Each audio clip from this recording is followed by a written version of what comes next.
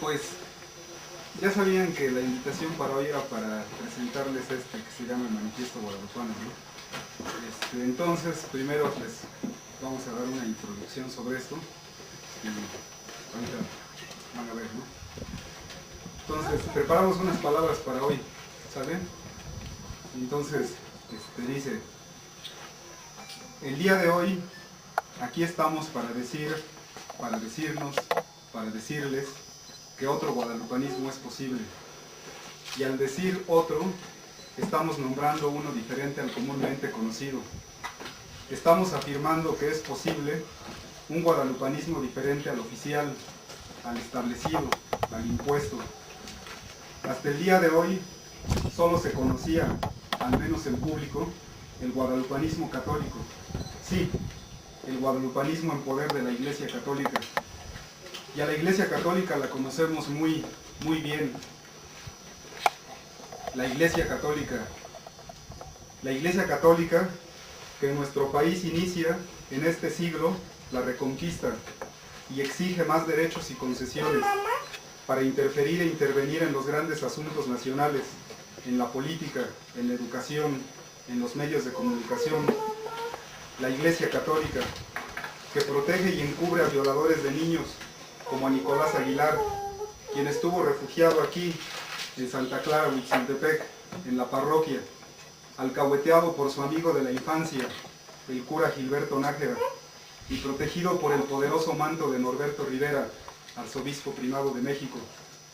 La Iglesia Católica, que mantiene relaciones y recibe jugosas limosnas de narcotraficantes, y que cínicamente, en voz de uno de sus obispos, argumenta que al recibir el dinero sucio, este se limpia y se santifica automáticamente cuando ellos lo reciben.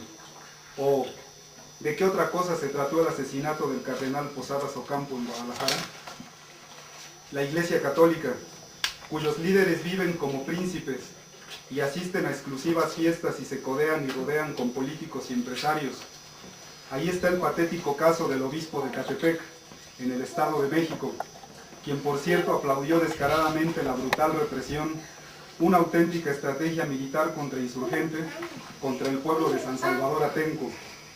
La Iglesia Católica, que cuando ve tambalearse su poder, no duda en armar un conflicto político, como hace poco en la Catedral Metropolitana, o militar, como la Guerra Cristera en el primer tercio del siglo pasado.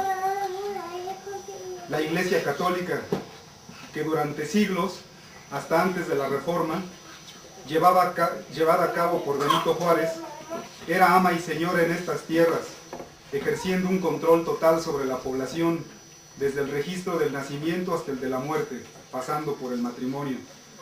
La Iglesia Católica, que llevó a nuestro país hace 5 siglos al frente de la más cruel y sangrienta guerra de invasión y conquista, destruyendo, aniquilando y exterminando a los pueblos indígenas. La Iglesia Católica, que organizó sus propias guerras santas, invadiendo países, guerras políticas y económicas disfrazadas de guerras religiosas, como las famosas cruzadas contra el mundo musulmán.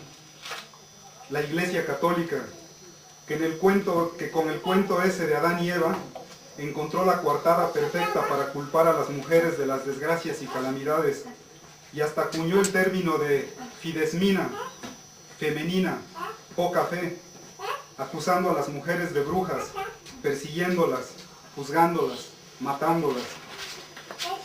La Iglesia Católica, que al igual que Hitler, persiguió a los judíos, quemándolos vivos y, claro, quedándose con todas sus propiedades.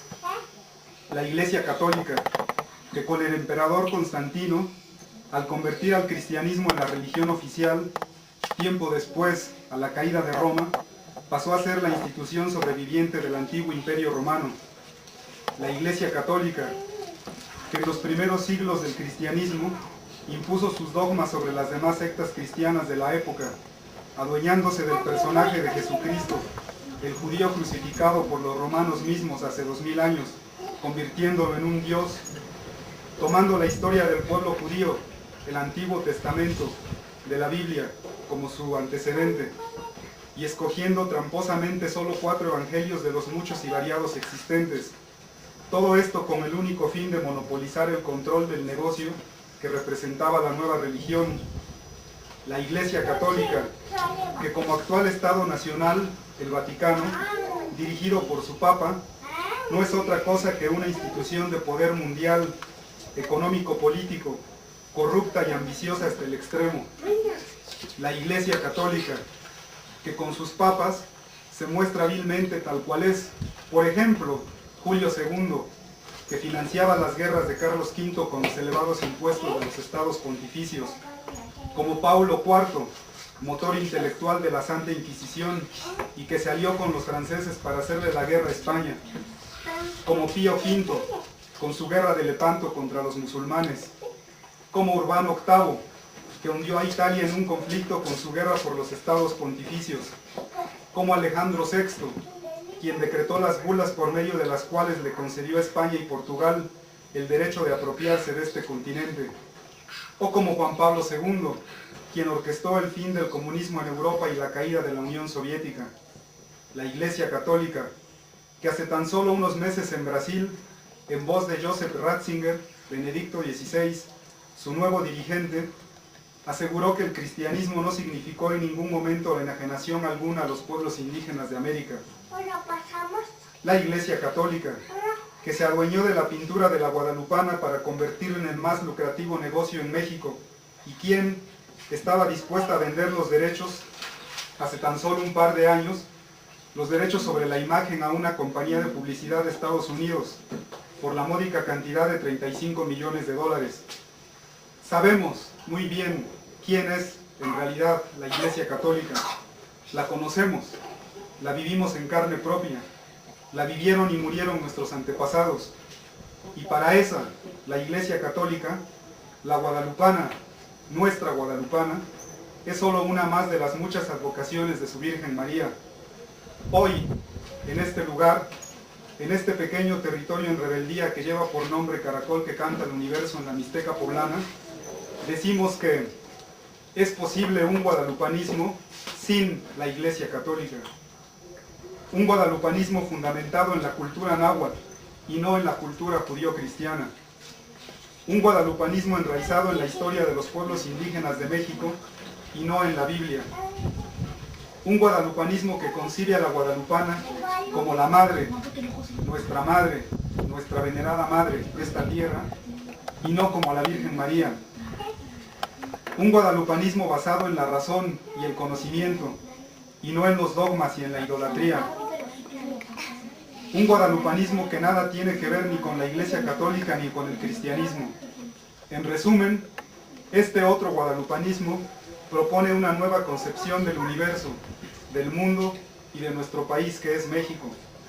Y el día de hoy, aquí en la Escuela Autónoma Emiliano Zapata, 12 de diciembre del 2007, estamos aquí para presentarles el manifiesto, nuestro manifiesto guadalupano. Aquí se cuenta, aquí se dice, de manera sencilla y humilde y honesta, lo que somos, lo que seremos, lo que estamos haciendo, lo que vamos a hacer y lo que vamos a hacer. No somos la luz, sino apenas un destello. No somos el camino, sino apenas unos pasos. Tan solo somos uno más en la lucha por los derechos y la cultura indígena. Bienvenidos y bienvenidas a este intento. Y bueno, esa fue nuestra introducción. Y ya para hablarles de lo que es en sí el manifiesto, pues Leonel va a leer unos fragmentos para explicar de qué trata este manifiesto.